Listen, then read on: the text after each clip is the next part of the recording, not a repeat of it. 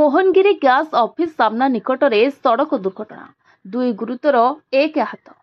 कलाहांडी जिला मदनपुर रामपुर ब्लॉक अंतर्गत Mohangiri HP gas office निकटरे गतकाली अपराह्न 4 घंटा समय एक बाइक दुर्घटना घटी जाइछे।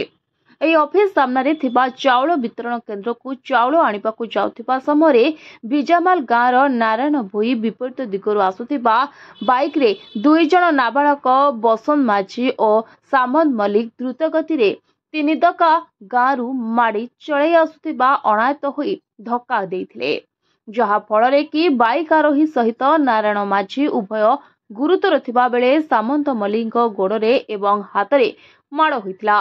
तेबे घटनास्थल में किछि स्थानीय युवक एवं परिवार लोक आसी आंबुलांस जोगे तांको रामपुर गोष्ठी स्वास्थ्य केन्द्र को पठाइथिले।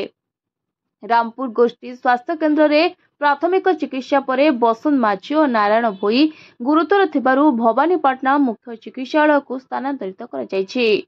तेबे पुलिस घटनास्थल रे पहुंची तदंत आरंभ करिछि एवं द्रुत गति रे गाड़ी चलाउथिबारु एही दुर्घटना घटिथिबा अंचलर लोके कहउछन्ति।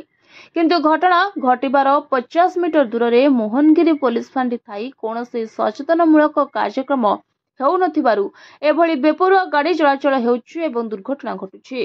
तेणु अंचलर जनता पुलिस प्रशासन उपरे असंतोष प्रकाश करिसंति। कलाहांडी जिला रामपुर ज्योतिर्विद डॉक्टर लंबोदर सेनापति report, voice of Odisha live.